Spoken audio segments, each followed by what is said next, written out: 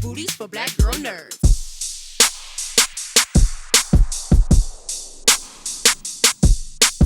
Awesome. Well, it's good to see you again. I love that you are in your genre bag right now because the last time that we had chatted was on the set visit for Woman in the Yard. I And remember. yeah, and I love seeing you in these genre roles. So with 40 Acres, which I saw when it played over at TIFF, the performances that you're in are often deeply rooted in ancestral memory. How do you tap into that kind of emotional and historical depth when you're preparing for a role? Oh, I think it's just there. With regard to 40, it's less. I think everything is spiritual, but she's less leaning on ancestor, like person. She is leaning in on it. Let me regroup that because she references the historical state of the land, how long the land has been in the family, what they had to do to come to be with that land. Um, but and that's something that I was thinking about at the time. My connectivity to my family's land, my understanding of place and where we come from and what has been taught to me, and applying that in a feverish manner, and a dogged manner in order to literally survive the onslaught of cannibalistic violence, right? And dystopic, violence and terror. Um, Arguably, I mean, not even arguably, this is something that we are dealing with on a different scale presently, but you compress all that into just trying to maintain the life of a family which is what Hailey is doing, and having no other, real viable protection in her eyes, right? And so the one thing that she has to do is make sure that these people who have come from her and have come from the union of her and her partner Galen, to make sure that they continue. And that's, she's like dealing with base level responsibility at this point, right? Um, and learning that when you have to open up in order to truly grow and to truly persist and continue. Such a formidable and deeply complex character, and I love the way you embody her in this journey that we get to experience in the film. You've played characters who endure immense trauma. How do you protect your spirit while also emotionally, evoking this on screen and on stage? Hmm. I think for me, when you're with your art family, it's a family, right? It's joyful, it's fun, it's laughter, it's humor, it's levity, it's um hijinks, right? It's jokes, it's all kinds of stuff in order to maintain your wellness in the midst of making the thing. Um, and I mean, presently, it's the most real thing that we have right now is breath and meditation, and finding some level of stillness in order to continue. Uh, I don't know if Haley had the opportunity to find that in her experience, right, as a character, um, because threat is 24/7, but Mm. I'm able to find some solace by being still and trying to remember the most present thing, which is the You mentioned breath and meditation. 40 Acres emphasizes nature and sacred land. Has connecting with nature ever been a part of your own healing and creative process? It's just a part of my life, right? Like I am you chemically, you biologically, creatively need the synthesis of sky, tree, self, water, land, all that is imperative. And so I'm at home when I'm in in that kind of space. I'm at home in the quietude of of rural life. I used to reject it as a kid, right, and be, on my grandparents' farm, house, and with their garden and stuff, and it had no street lights, so it was pitch black dark, right, and just learning to appreciate what they left, right? Those experiences, that memory, that, oh, this is something that I am deeply connected to. It was not clear at that point, and didn't have the affinity and reverence for it that I do now. But I try to enact it as often as I possibly can presently. I love that we're in an era that we're finally telling bold, ambitious, original stories. Like we're Are seeing now. we? I hope so. I think so. I mean, we Let's got get there. Sinners, and this film that's out now, Parallel, that you were in recently. I think that was also very bold and ambitious and inventive. So, what's one story from your community or ancestry that you feel hasn't been told yet, but deserves the world's attention? Oh, I can't even I can't I can't connect to just one, right?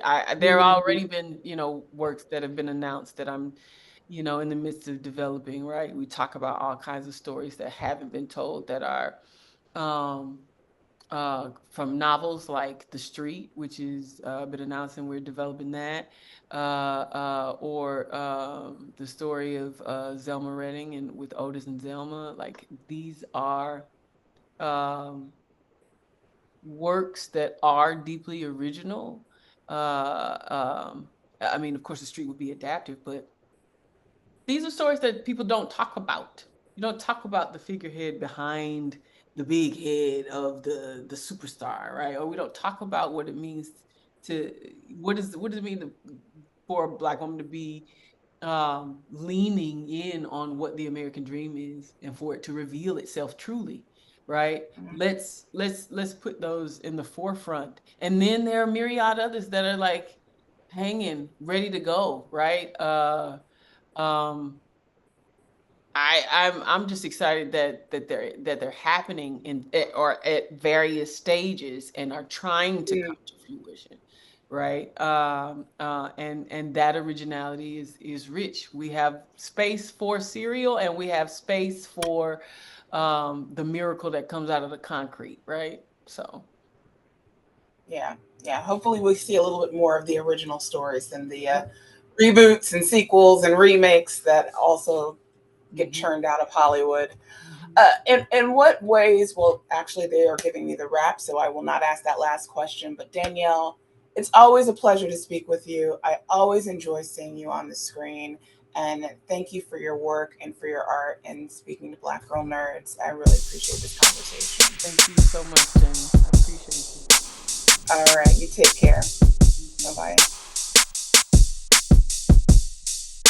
Thanks so much for taking the time to speak with me. I appreciate it. Of Thank you. course. Thanks for having Thanks for us. having us. Of course, of course. 40 Acres is the post apocalyptic movie that I need to escape to in my life right now. So You want thank to you so escape there? much. What's that? You want to escape there? I just need an escape right Mhm. now from all of the craziness of the realities of this world. So Yeah. just watching something to escape, yes. Mhm. I don't know. It just seems like the parallels of what we see in this film is kind of gripped in what's happening now, which is kind of eerie and scary. Um, Kataem, I'm going to start with you. Mhm. Emmanuel, he carries a lot of silent tension. What techniques did you use to communicate with so much or with so little dialogue? I think yeah, this I could relate to a lot of the isolation that he was going through around that time. Obviously, like it's very much a coming of age story for him, and like finally coming into himself, and that process is fairly uncomfortable, and especially in a household where it doesn't seem like there's much representation for you, which I'm very familiar with. him being the firstborn son with all the pressure. I just understood a lot of what he was going through, so it was easy to internalize it because it was pretty close to home. So when it came to that, it was just like let it loose. And it was kind of a form of expression mostly. And Milcania, for you, Dawn is a survivor in her own right. Navigating a new world and a family dynamic, what did you want to bring to her character that wasn't on the page? I think for me, bringing like Kataem said, a lot of my own personal life, like my own protected, like motherly instincts, my own uh, desire to want to protect my own as a mother myself, and just have that as my constant why of like, as much as I'm charmed by Emanuel, I also have to keep reminding myself of like why I'm here. And so that's what I think I tried to do to make her human, because at the end of the day, she does what she needs to do to survive, but she's also conflicted. She's conflicted by the choices that she has to make. And so definitely just bringing as much of the personal, and then having someone like Kataem playing Emanuel made it so easy for me to bounce off of because of our own dynamic as friends. And feel free, each of you, to answer this question because it's something that is not really specific to anyone. 40 Acres, it explores survival, legacy, as well as resistance. How did each of you connect personally to those themes through your characters? I personally connected to it because there was a I like the grand theme of keeping true to your tradition, which is something I grew up with African heritage in the household. That was very important to us, to like the music we listening to, the food that even if it was like kind of second nature, it wasn't like enforced, sort of like the militant lifestyle that they have. But I understood that helped me with like having an identity later on in my life, especially going out into the world. So I understood that that's what I pulled from this story mostly. It's like that is like honestly diamonds to your lineage, and just to keep that going is probably the most important thing you could do for yourself and self-esteem wise and all that, spiritually and all that. And it's something to fight for, especially, and that's definitely what they do in this film. Yeah, yeah, fighting for survival and fighting for legacy. Yeah. Which again, there's a lot of parallels with what's happening right now in our world today. Mhm. Well, Milcania, for you, your characters' relationships adds emotional tension to the film's post-apocalyptic landscape. How did you build that chemistry on and off screen?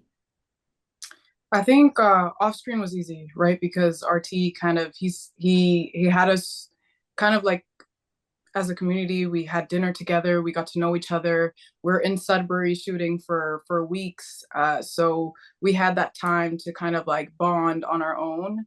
And on screen, that just kind of translated right into it. Of course, bringing in our own preparation, what we brought for our character, and everything that we had prepared before, and just kind of allowing in the moment to bounce off of each other and let that dynamic grow and that chemistry just grow on screen. I don't know And if that fully.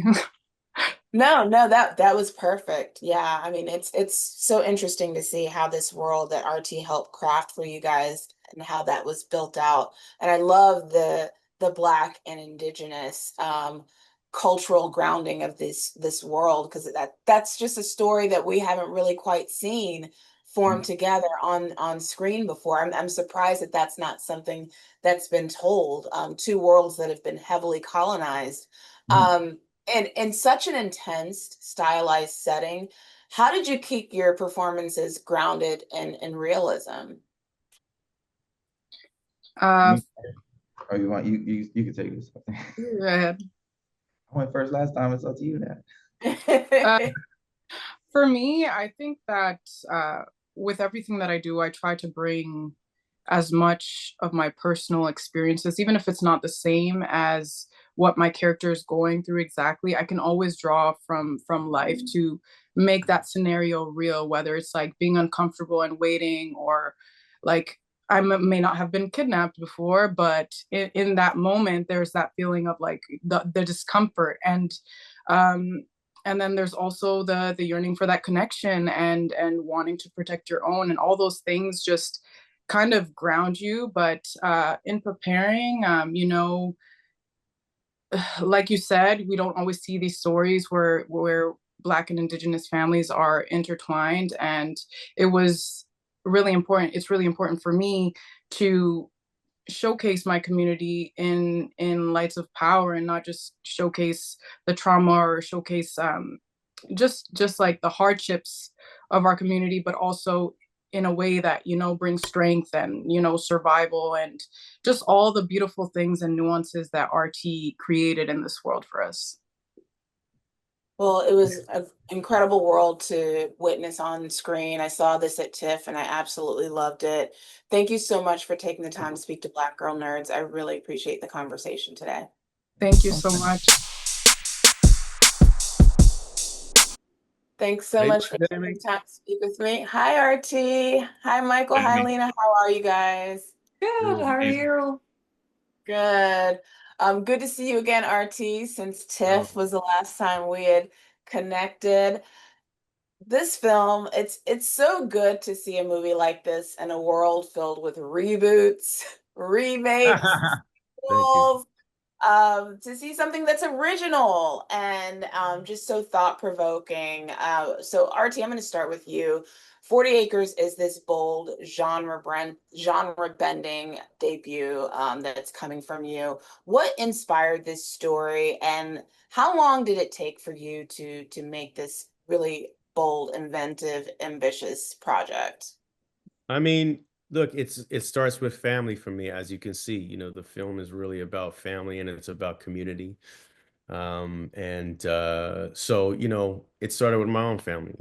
Obviously the relationship between, I shouldn't say obviously, but the relationship between Hailey and Manny is an echo of my own relationship with my mother. And it's a specific relationship for me. Immigrant mother from Trinidad comes up to, Canada and faces a lot of discrimination and racism, and kind of forms her armor and figures out her way through the world. And then she tries to pass that down to me. And that's a universal kind of a conflict, I think, that happens in a lot of families. Older generation has their way that they had to move. They try to pass that down to their kids. And then the kids, kind of bump against it. They're looking for their own freedom, their own way about it. So I love that relationship. I definitely wanted to speak about that, but then I wanted to project that into the future where the stakes are life and death.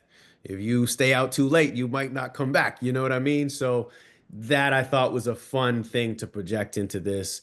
And then have a unique family at the core of that. We don't get to see a POV of a Black family, and definitely not a Black and Indigenous blended family. That part. Centered at all, ever.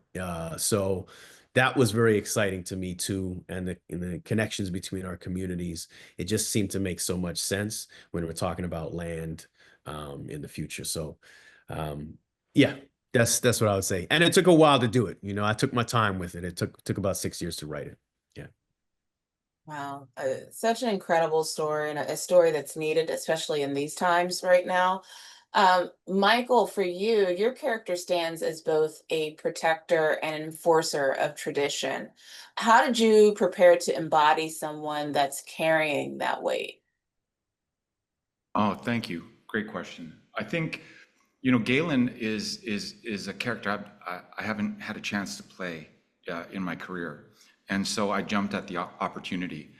First of all, he is a person that's perfectly balanced between, a modern and traditional world. A lot of our characters are trapped like in one or the other, or they're stuck in between. And he's like, to him, the border's permeable. It's like, I'm here, I'm there, I'm good, I'm whole, right?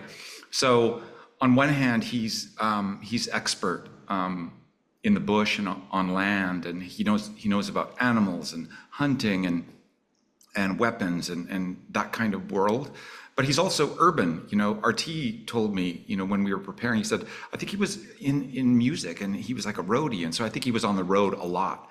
And, you know, we developed that. It's like, what kind of music? And, you know, I like punk music. So there's this beautiful mix of urban and rural with him. And then the fact that Indigenous language and the continuation of that tradition to his daughters was such an important part of the way Galen moved through the world, connected him, you know, past, present, future. Like to him, again, those borders didn't exist. That's how we exist. That's how we've existed. So to me, it just felt like a really authentic character. And speaking of authentic characters, Lena, for you, you know, this film, it explores identity, loyalty, and breaking cycles. How does your character wrestle with all of those themes? I think she feels the pressure of being the oldest daughter and navigating having a stepbrother and half siblings and what's their dynamic, but it's never a bad thing. It's always this is my family, these are my little sisters, this is my older brother. It's not, oh, that's my step sibling. There's no walls.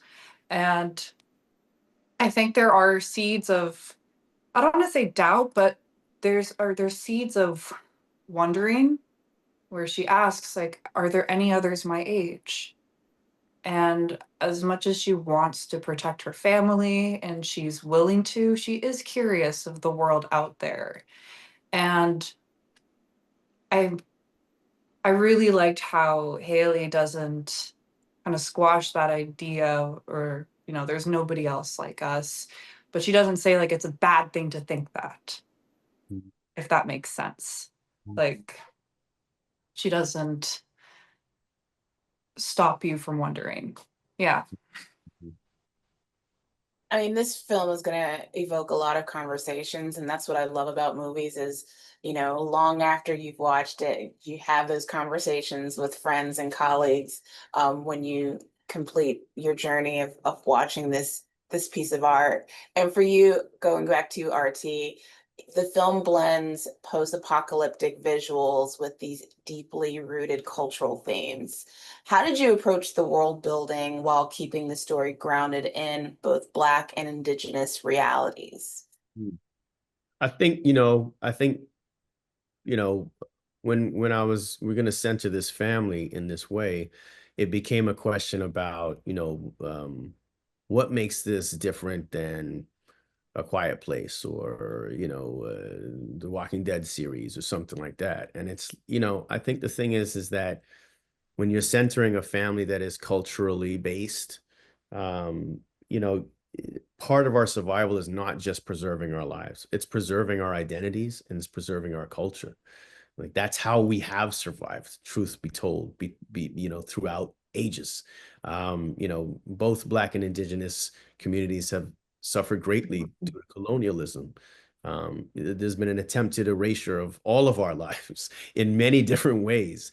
And the way that we have preserved ourselves and our identities is through an investment of our culture, remembering our culture, passing it down to our next generation. And that is, those are our food practices.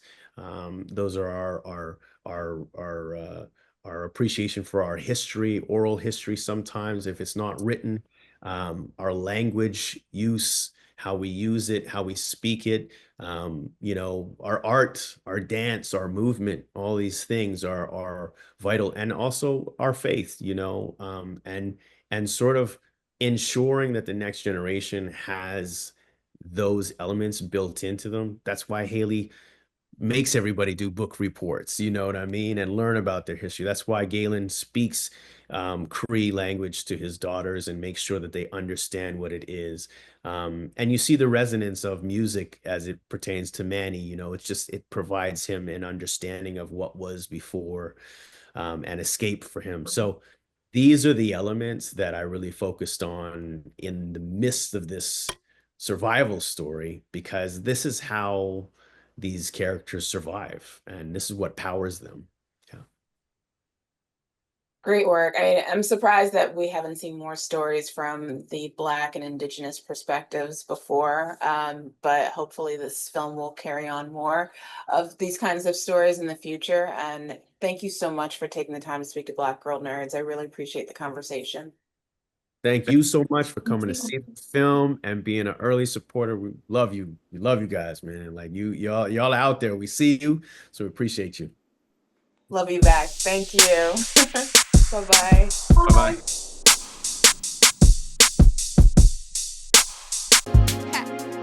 Better shake your booties for Black Girl Nerds. Better shake your booties for Black Girl Nerds.